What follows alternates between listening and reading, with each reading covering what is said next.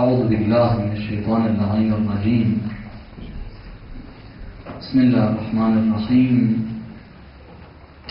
الحمد والثناء لله رب العالمين، بارئ الخلائق أجمعين، باعث الأنبياء والمرسلين، ثم الصلاة والسلام على سيدنا ونبينا وحبيب قلوبنا أبي القاسم المصطفى محمد. اللهم صل على محمد وآل محمد وعلى أهل بيته الطيبين الطاهرين المعصومين المكرمين المنتجبين، لا سيما بقية الله في العالمين، روحي وأرواح العالمين لتراب مقدمه الفداء، ولعنة الله على أعدائهم أجمعين إلى قيام يوم الدين.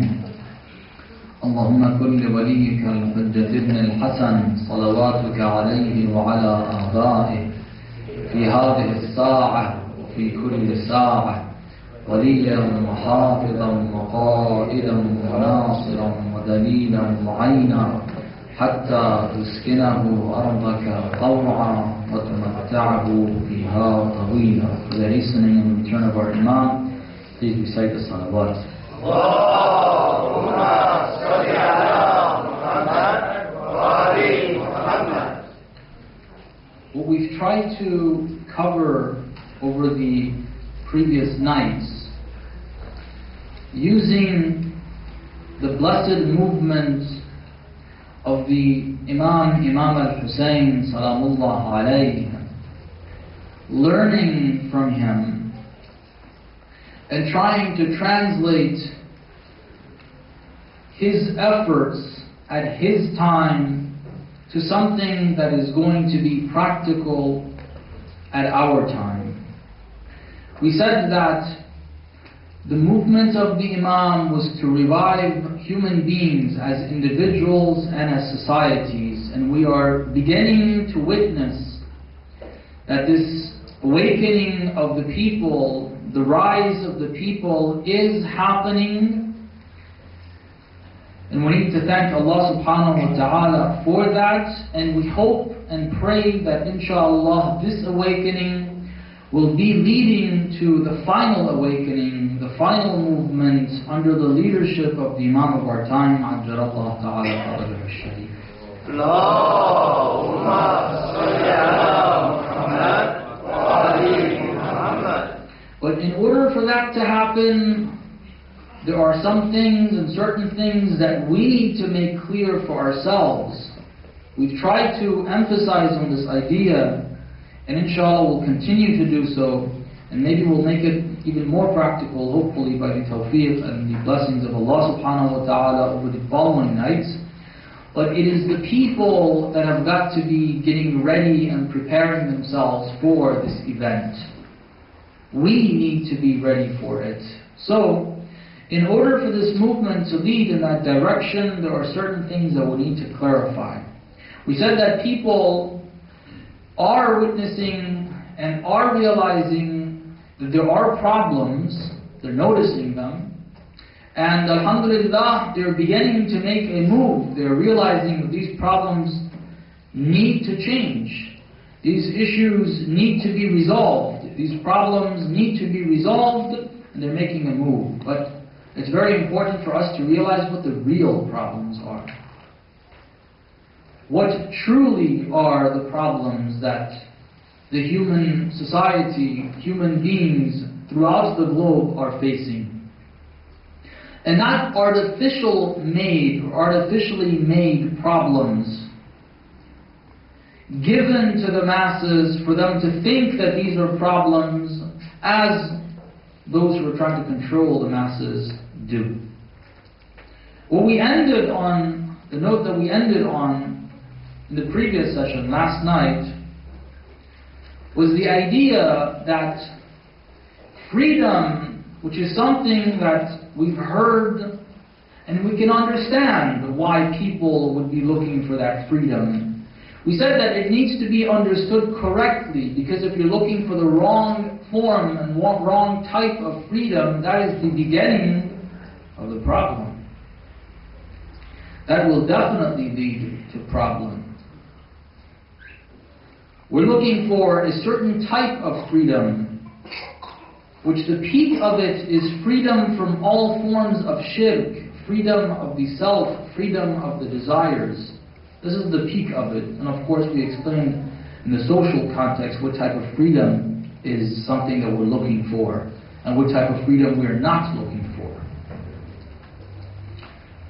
So we explained that there are certain concepts that are valuable, are good, are things that people should be looking for and moving towards, and there are certain things that are considered problems, but sometimes the meanings of these words are changed.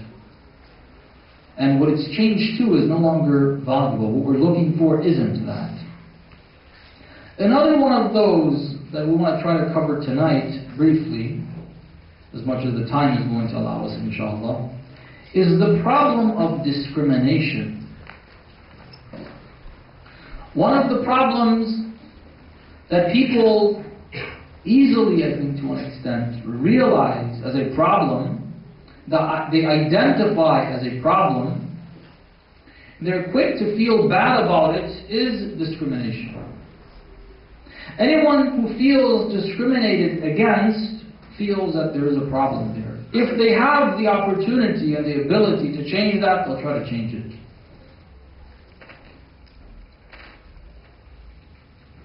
A lot of the media is loaded. As I said, we're looking for the real meaning of the problem, because otherwise, if you look at the media that is controlled by those who are creating the problem worldwide, it's loaded with this concept of discrimination and accusing people, countries, individuals, religions as discriminating against genders, against people, against ideologies, against races, and so on and so forth.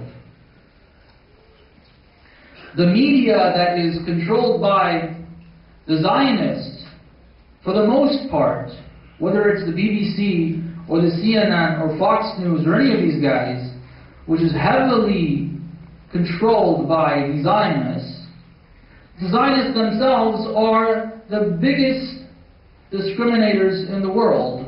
Their discrimination is something that you don't find anywhere else, at least right now. At least at this time. But they're accusing everybody else. They're accusing the Muslims, they're accusing the religion of Islam. Unless you're a moderate Muslim, unless you're a liberal Muslim, they're accusing you of discrimination. What is discrimination? What form of discrimination is problematic? One of the things that they accuse Islam of is discrimination against women.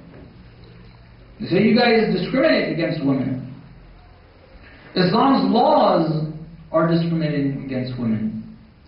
Look at how much guys have to wear and how much women have to wear. You don't have to look at too many of the laws.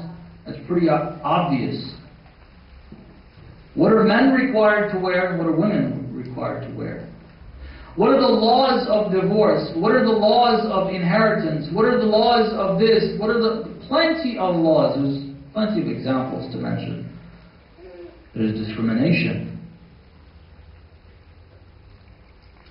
There's discrimination against, again, unless you're a liberal Muslim, unless you are one of those ayatollahs, they call them, that have a different view.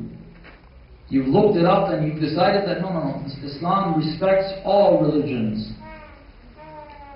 Unless you're one of these guys, you're discriminating. Your version of Islam is discriminating against people of other faiths. We gave the example the other night. There's plenty of cases. According to the Islamic law, an apostate has a clear verdict. An apostate, a person who was born Muslim and practiced Islam, then left Islam after practicing it at an age of adulthood, or according to some near adulthood, then the punishment is the death penalty. Sorry, but that's what Islam says. I can't change that. There's discrimination. What type of discrimination is wrong? What is the definition of discrimination? What is the problem? And if we think discrimination, which seems to be, if you use this word, discrimination, it has a negative connotation to it. Alright? You can't use it in a positive way. You can't say Islam has discrimination, but it's okay if Islam has discrimination. Like some other words that cannot be used in a positive context. Like suicide, for example. Suicide cannot be used in a positive manner. You can't say a suicide bomber and say, oh, there's something positive about that. No, if it's a suicide bomber, then there's nothing positive about that. We don't call them suicide bombers. Those who are protecting their values, their country, their land, and the only equipment they have is to tie some explosives to themselves and go and fight the enemy in that way. If it's a legitimate cause, we call that a shahada-seeking, martyrdom-seeking operation, not a suicide operation. So, discrimination has got a negative connotation. Does Islam accept discrimination? Does Islam want discrimination? Everyone, if you ask anyone, they say, no, discrimination isn't something that is good. Let's look at some of the different forms of discrimination and look at what Islam has to say in regards to this. Recite a salawat, please. Allahumma salli ala Muhammad wa ali Muhammad. One of the forms of discrimination that still exists worldwide, and it's a serious problem, which the prophets, the messengers, the imams all fought against, the movement of the prophets was against, was discrimination based on class, based on your income, based on how much you own. Being rich and discriminating against the poor. This form of discrimination is something that all prophets and imams have fought against. There's a story I'm sure most of you, if not all of you, have already heard. The Holy Prophet sallallahu alaihi wasallam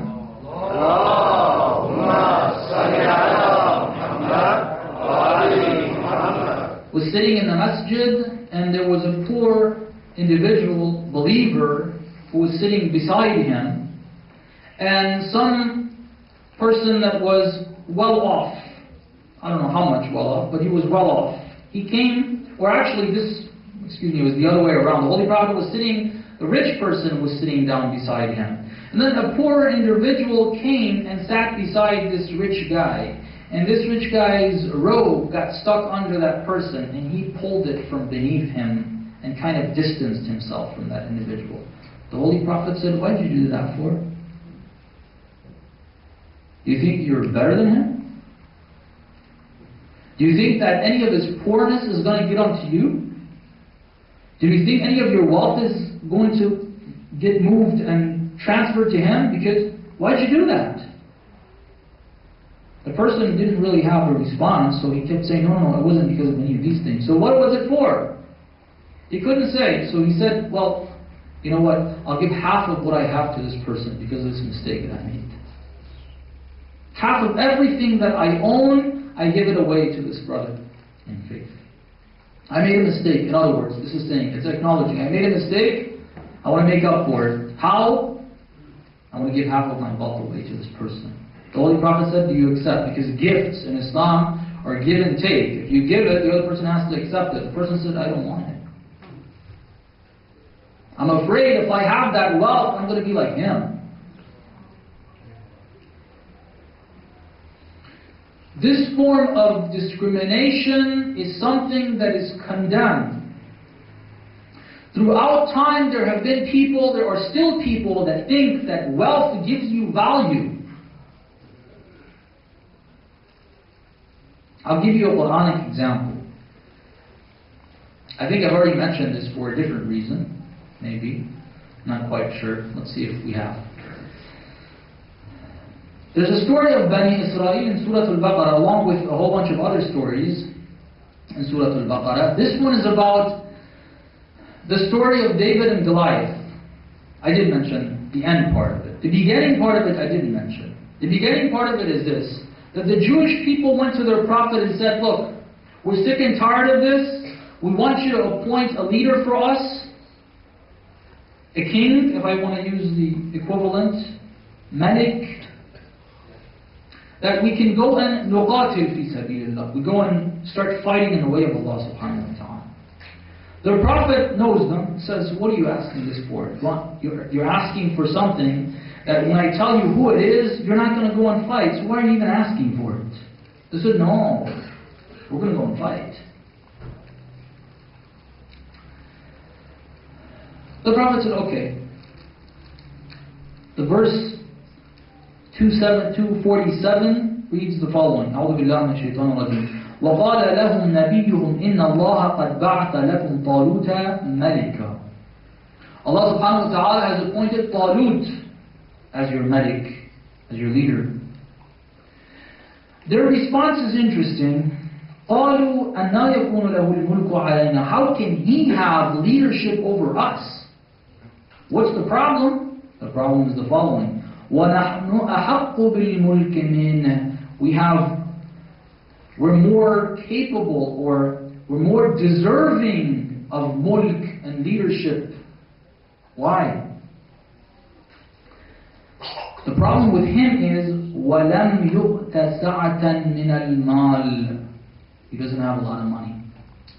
He's poor. We can't have a poor person lead our army. The Prophet responds according to this verse based on what Allah subhanahu wa ta'ala has said to him. قَالْ إِنَّ اللَّهَ اصْطَفَاهُ عَلَيْكُمْ. He has chosen him and appointed him over you all. And this criteria, basically, the criteria that you have mentioned to be something that would make you deserving of leadership, which is basically capitalism, brothers and sisters, isn't it? The American system. You want to be in that system? You gotta have tons of money. They won't allow you in if you don't have all that. Same old system. The Prophet is saying, قَالَ إِنَّ اللَّهَ اصْطَفَاهُ عَلَيْكُمْ وَزَادَهُ بَسْطَةً فِي الْعِلْمِ وَالْجِسْمِ. That's not the right criteria. The criteria, the reason why Allah subhanahu wa ta'ala has appointed this person is he has two qualities. He knows how to do this, he has the knowledge, and he's physically capable. You're going on a war. He's physically capable. This is what we're looking for. It doesn't matter if they have money or he doesn't have money. Discrimination against the poor is a serious problem. Islam fights against this. Amir al-Mu'mineen salamullah alayhi in his days, recite the salawat.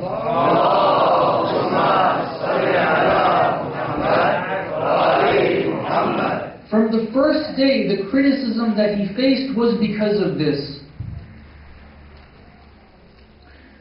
The Prophet of Allah faced criticism. The prophets of Allah faced criticism because of this. Every prophet that came, the first people to join were the poorer people. People that were not very wealthy. الَّذِينَ هُمْ أَرَاذِلُنَا. The Holy Quran says. Poor people, people that are not well off. And the rich people would always be against. We mentioned this on one of the other nights. Al-Malak that is mentioned in the Holy Quran. The people that are wealthy, they would stand against the prophets.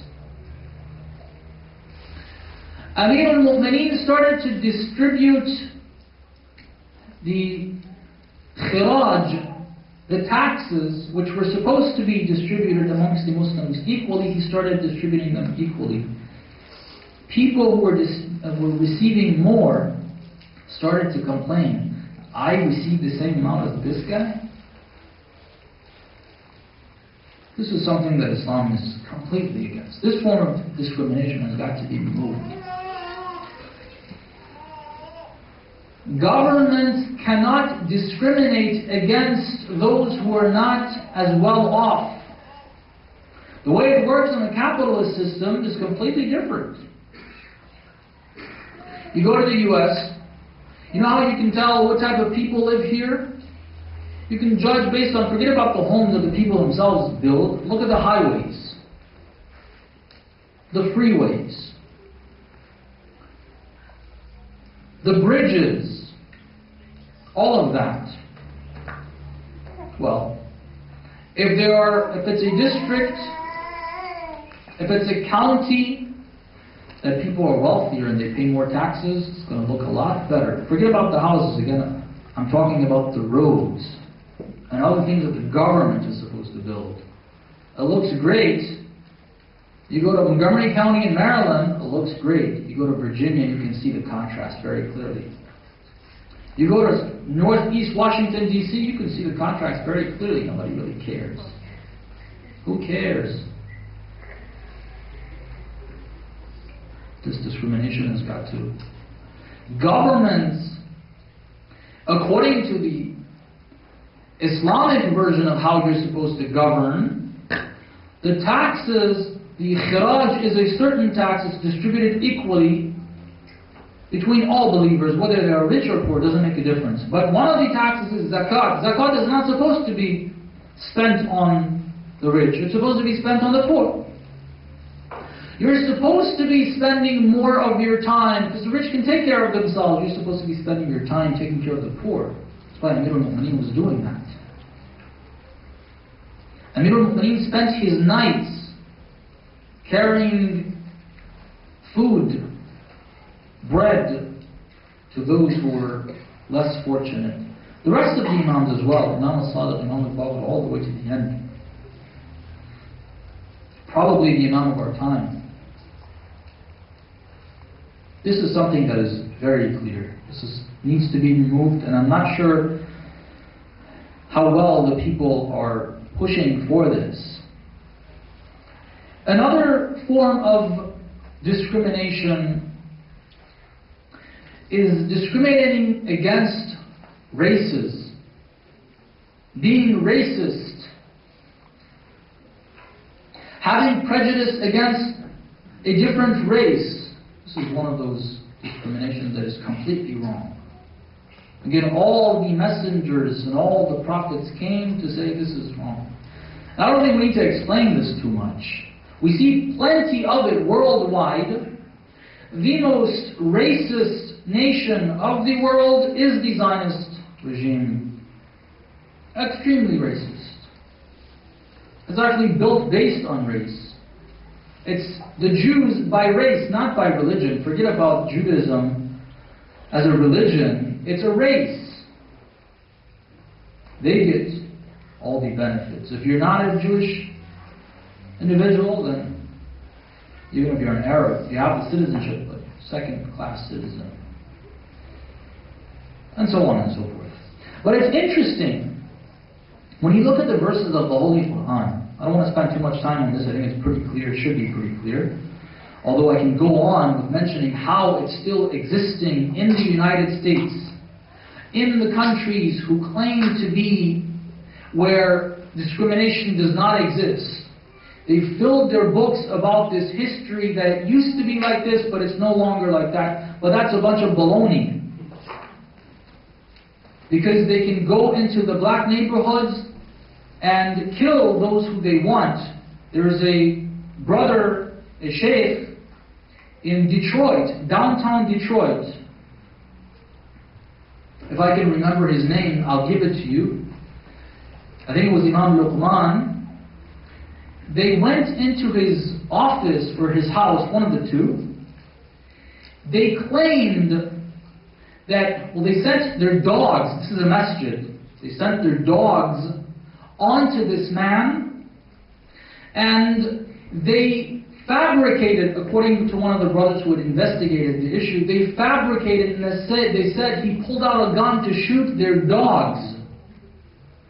And to retaliate, they shot him 18 times. And they sent a helicopter those who were informed said, they sent a helicopter. This brother was still alive. They didn't take the brother to the hospital, they took the dogs to the hospital.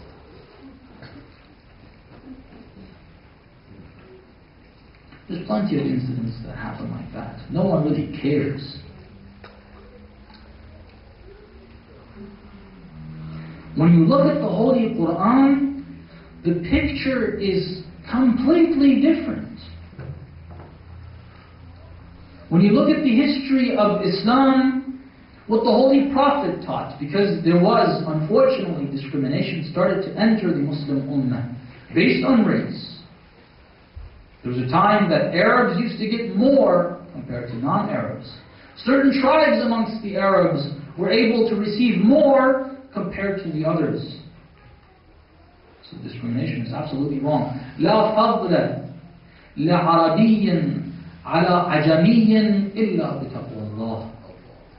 There is nothing that an Arab has more than a non-Arab except for the taqwa of Allah, if that person has more taqwa of Allah.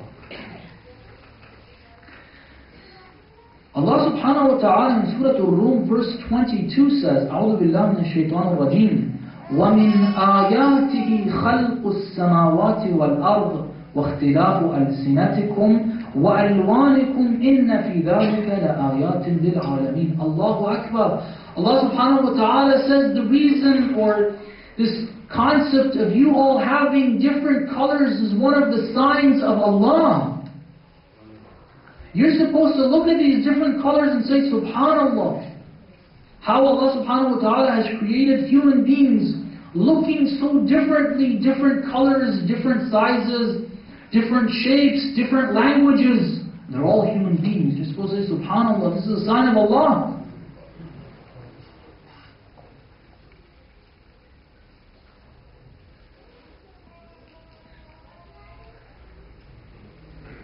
Recite salawat.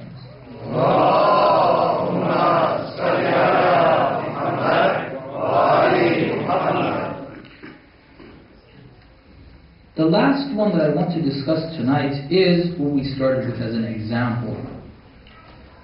Discrimination against women.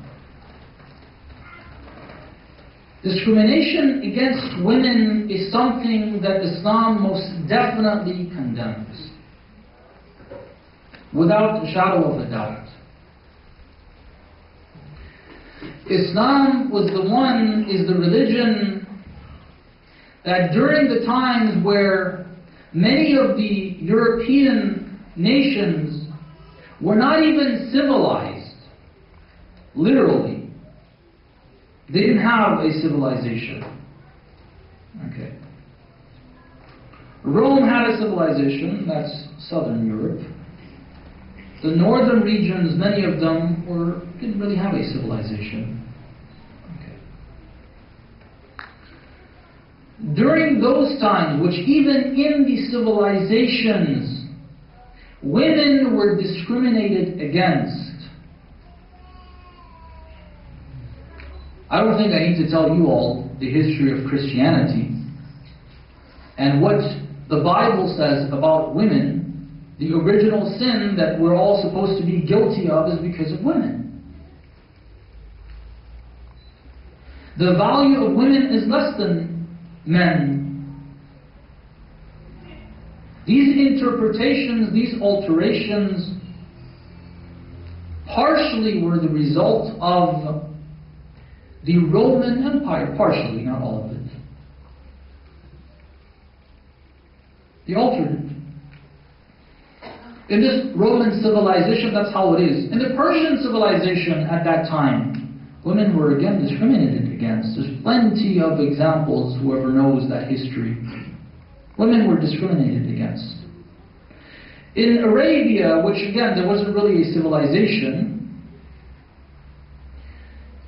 women were discriminated against. Women were taken as, or were inherited. They were treated as property. They didn't really have a say in anything. Beyond that, the verses of the Holy Quran quote this. Allah subhanahu wa ta'ala tells us in Surah Al-Nahl, verses 58 and 59, Allah subhanahu wa ta'ala says, أعوذ بالله من الشيطان الرجيم.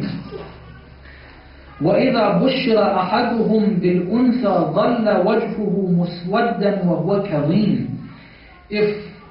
When Allah subhanahu wa ta'ala gave them a child, the child was born, if they received the news that the child was a female, their faces would turn black. In Arabic it says, in English we'd probably say blue or red, depending on the context. That's how angry they were that they've gotten a female, a girl, as a child.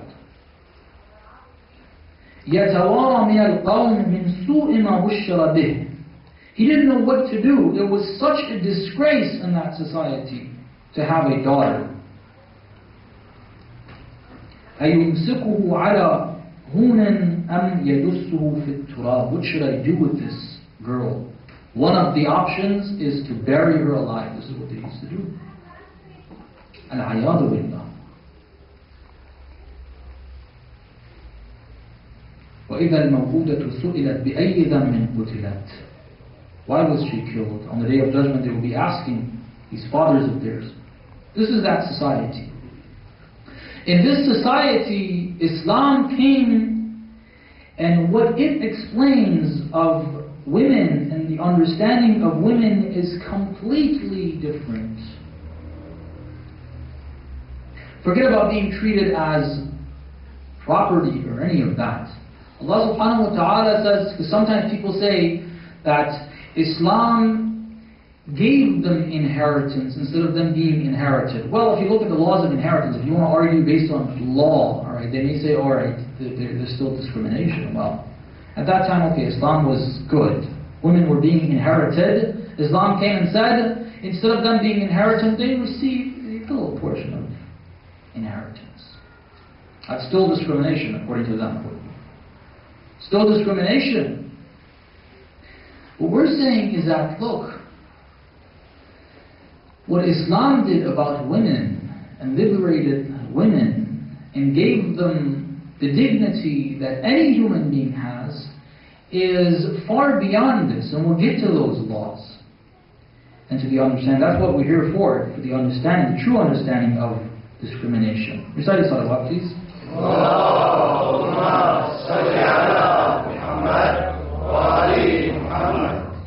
Because of the shortage of time, I have a number of verses that I have written down here.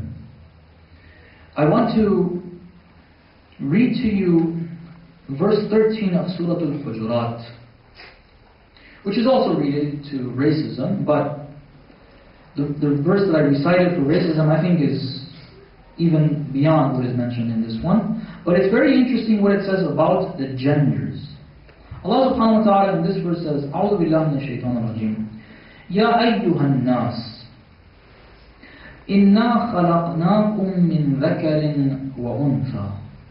I'll translate it literally. It's not going to capture attention too much before we get into the deeper meaning of what this is actually trying to say. It says, O people, we created you from a man and a woman. Everybody knows we're the children of Adam and Eve. Then it says, وَجَعَلْنَاكُمْ شُعُوبًا وَقَبَائِلِ. We made you guys different nations and different tribes. What for? لِتَعَارَفُوا. It's not that this tribe is better than the other or anything like that. لِتَعَارَفُوا, so that you get to know one another. You have distinct features. إِنَّ أَكْرَمَكُمْ عِنْدَ اللَّهِ أَتْقَاكُمْ إِنَّ اللَّهَ عَلِيمٌ خَبِيرٌ. What is going to make a distinction between you is the concept of taqwa. That's it. Now, getting into the deeper meaning of it, Allama Tabatabai raises this, that what this verse is actually trying to say is at least two things. One, according to many cultures, even today, the child belongs to the father. The child is the child of the father. It's more associated with the father than the mother. A Allah subhanahu wa ta'ala says that's not the case.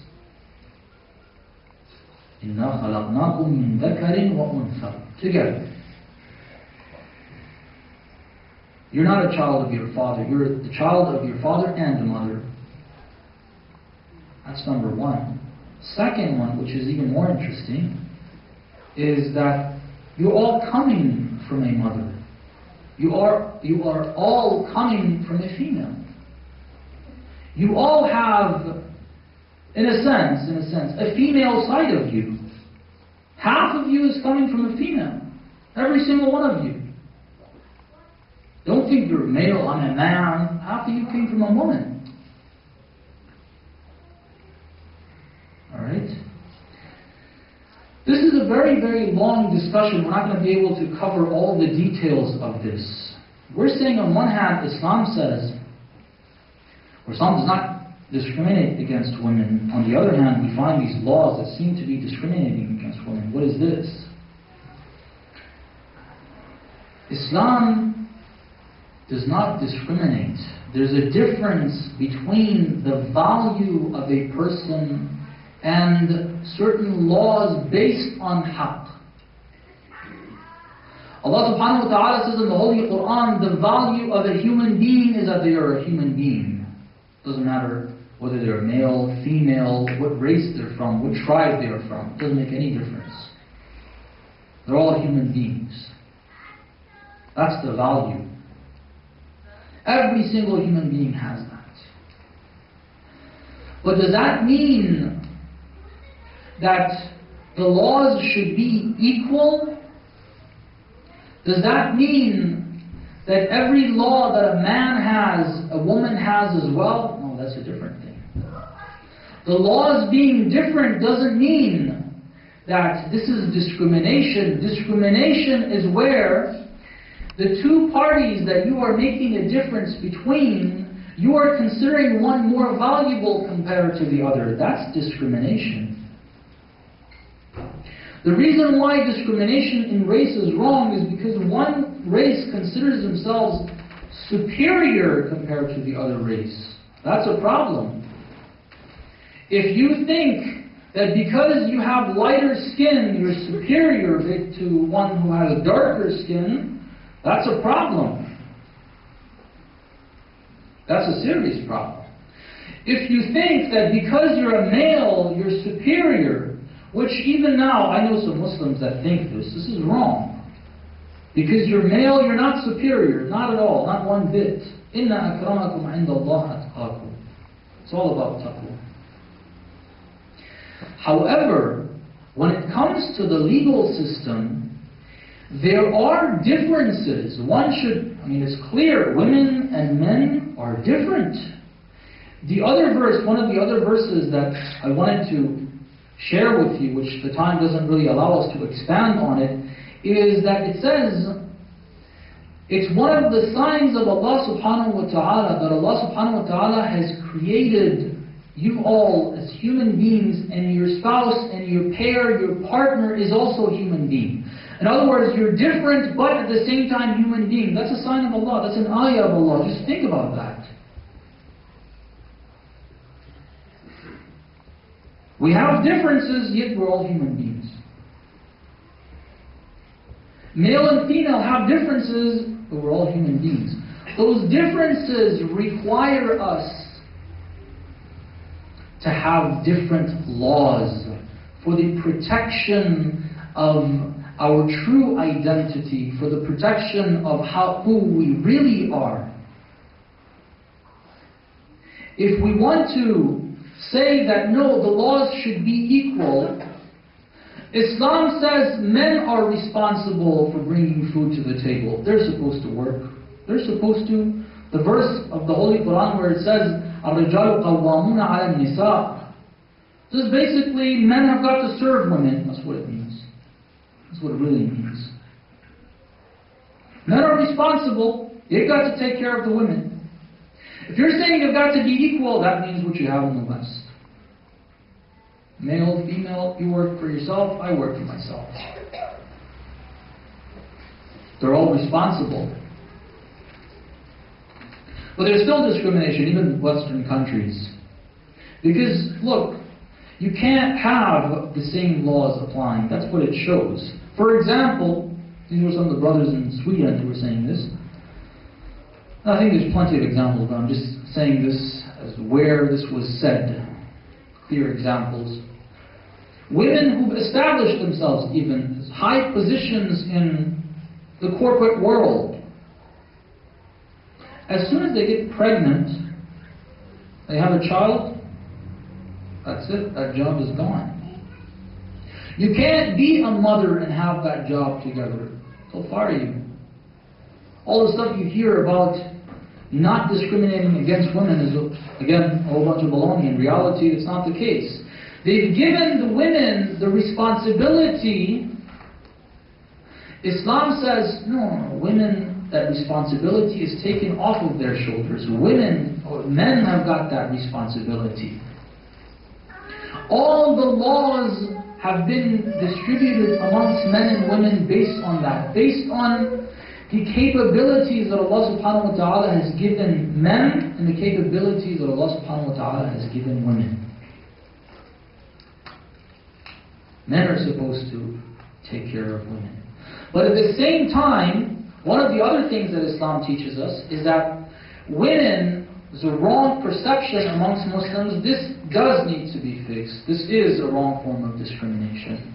And that is that women are not supposed to enter certain areas of social political life. Women, there's a wrong perception. Women are supposed to be in the house. That's not the case. That's not what Islam teaches. In some countries, so-called Muslim countries, women are not allowed to drive. That's not Islamic.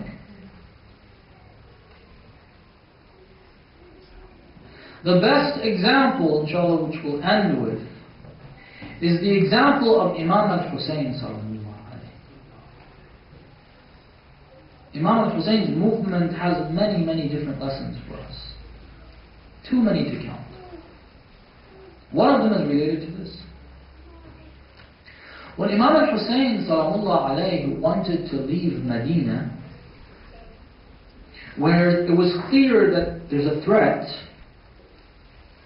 when he spoke to his family and spoke to others about leaving, he spoke to the women in his family as well. They came to know that he's leaving. Some of them wanted to go with the Imam. His wives, some of his sisters, Lady Zainab sallallahu alayha. Some of the other women, the women of some of the companions, the wives of some of the companions, they decided to come with the Imam. The Imam decided to take them with him. People came to the Imam and said, if you want to go, okay, we wouldn't even advise that. We wouldn't advise you to go. Just remain here. Let it go this time as well, the same way you did with Muawiyah. Now let it go as well. The Imam said no. They said, well, at least if you want to go, leave the women and children. The Imam said no. We're not going to leave the women and children.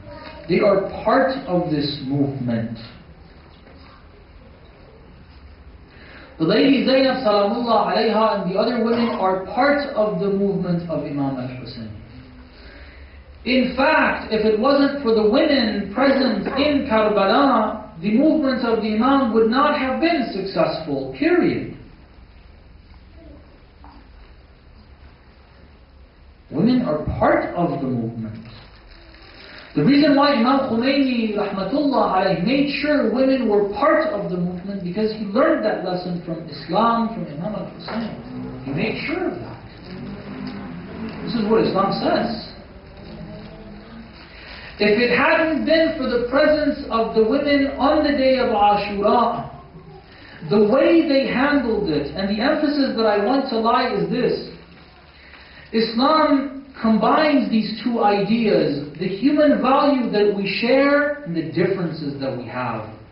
What we share of the responsibilities and yet the differences that are there. The responsibility of being part of the social political system is clearly there from the days of the Holy Prophet. Anytime the Holy Prophet needed the allegiance of the people to be pledged, the women had to be part of that as well. It wasn't only the men.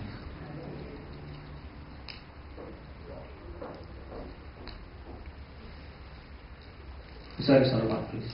Allahumma salli ala Muhammad wa ali Muhammad. In this social political context as well, the Imam makes sure the women are with him, but their responsibility in what they do is they do it as women, not as men.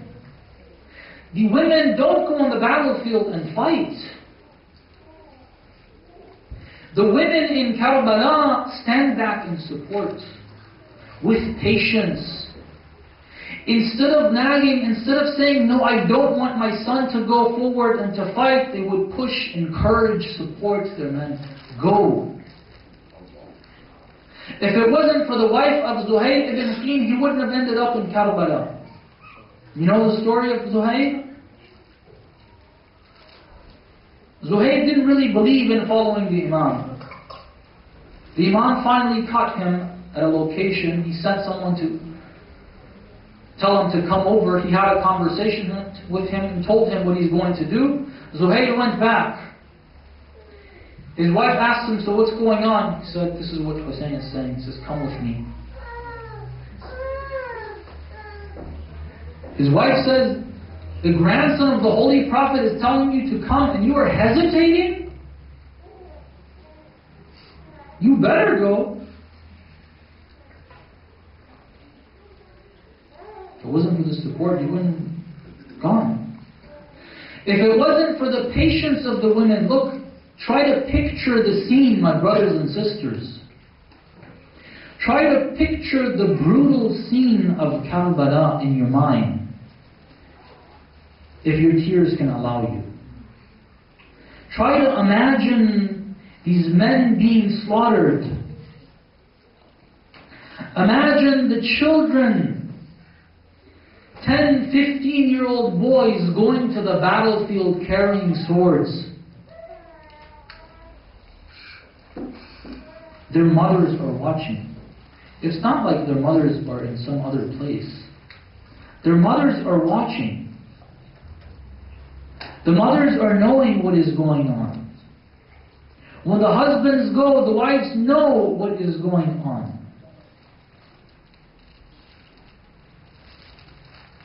The way they behave is their share at that point.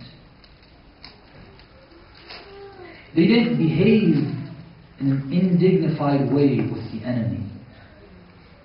None of them went to beg the enemy, please, don't do this or don't do the other. No, what reports that we have, the women would go there and start cursing the enemy.